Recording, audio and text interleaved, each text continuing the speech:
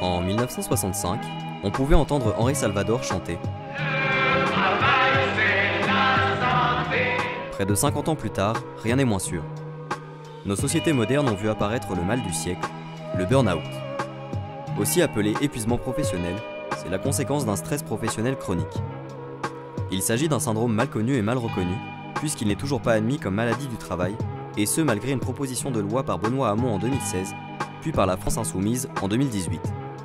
Les symptômes du burn-out se rapprochant de la dépression, le nombre de ses victimes est difficilement quantifiable. On estime ce nombre compris entre 30 000 et 3 millions de personnes, puisqu'il est très difficile de justifier le lien entre le mal et le travail. Pour que la sécurité sociale reconnaisse un burn-out, il faut déclarer au minimum 25% d'IPP. Sur le plan physique, 25% équivaut à la perte d'un œil, la perte d'une main, elle, à 20%. Sur le plan psychologique, 25% correspond à une crise suicidaire avec séquelles. Ces dernières années, plusieurs secteurs ont fait face au burn-out. Au vu de la dégradation des conditions de travail dans plusieurs autres milieux, on ne peut que redouter que cette liste continue de s'étendre.